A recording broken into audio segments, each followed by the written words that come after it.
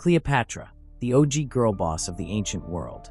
She ruled Egypt, mastered 9 languages, and somehow still managed to have a life messier than your Wi-Fi-less Zoom call. Let's get one thing straight. Her life sucked. Like marry your brother and battle an empire, level sucked.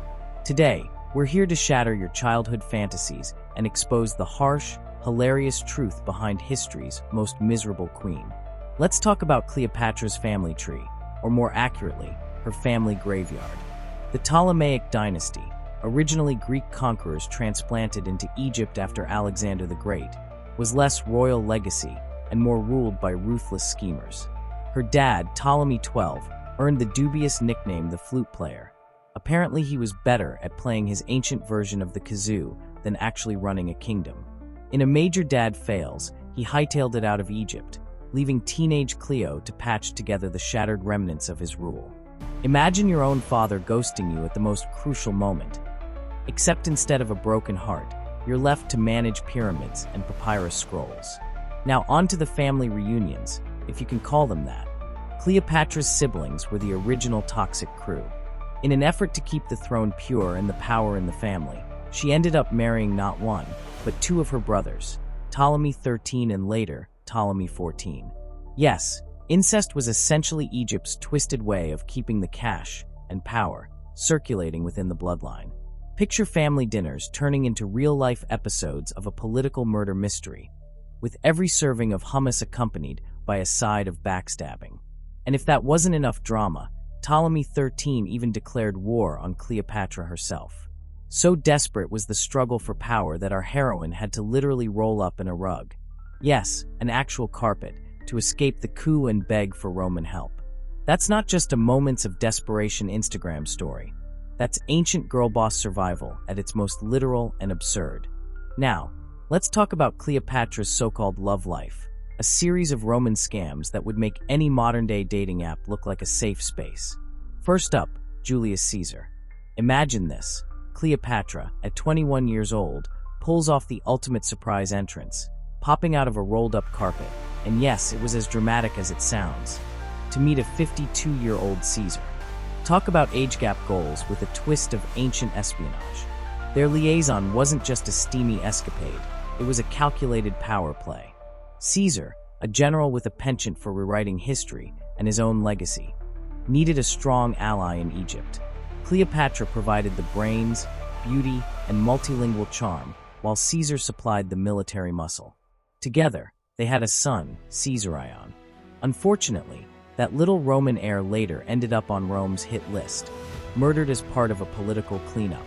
Parenting tip from ancient times. Naming your kid after a doomed leader might just invite disaster.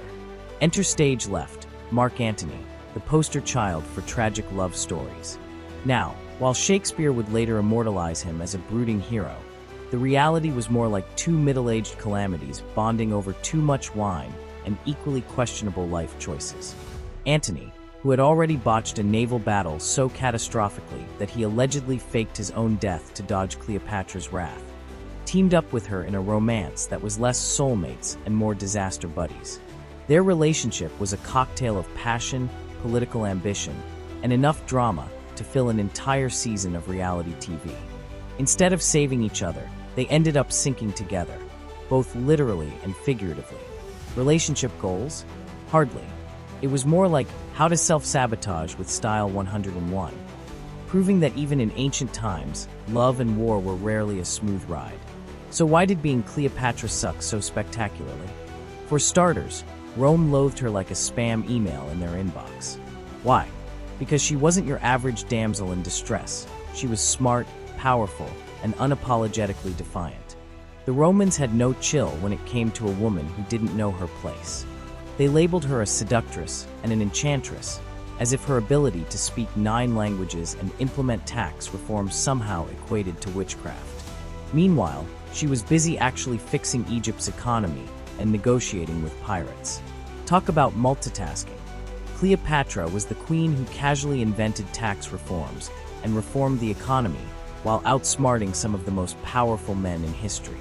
And yet, the Romans would have it both ways. They admired her cunning and charm but despised her for it. They couldn't handle a woman who outwitted their leaders.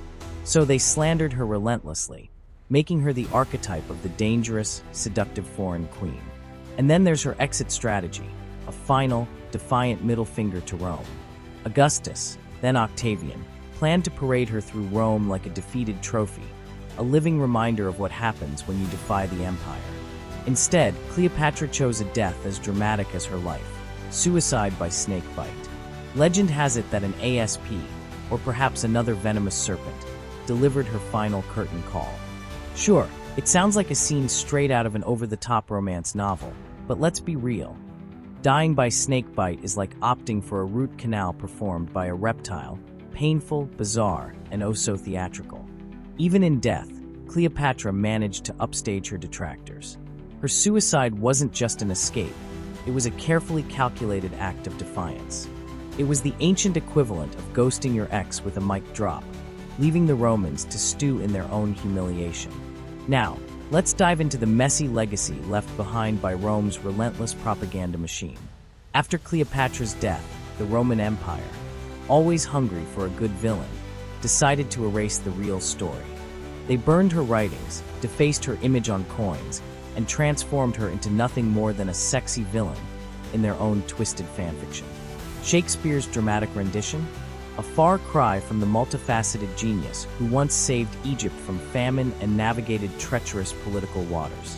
Augustus managed to secure not only a victory, but also the narrative. He even had a month named after him. Because really, what's a few more lies when you're rewriting history? Cleopatra's true achievements, her diplomatic savvy, her cultural fluency, and her visionary leadership, were buried under layers of Roman slander and patriarchal bias. The real Cleopatra was a polyglot, a savvy negotiator, and a genuine innovator who could have easily out-PR'd any modern-day celebrity. Modern pop culture, too, has been complicit in this historical makeover. Elizabeth Taylor's glamorous portrayal turned her into a dazzling schemer, rather than the powerhouse who once negotiated with pirates and flirted with alchemy.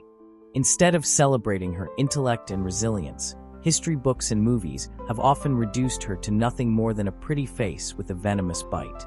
Cleopatra didn't need a partner in crime like Mark Antony. She needed a team to set the record straight. So here's the bottom line. Cleopatra didn't suck. She was a victim of a world that couldn't handle a strong, independent woman.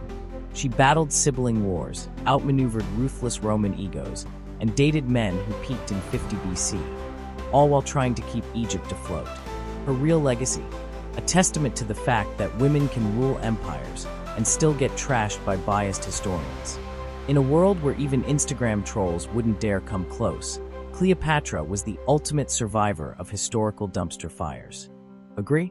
Smash that like button, comment if you'd take a snake bite over a Roman TED Talk, and subscribe for more historical dumpster fires. Stay toxic, haters.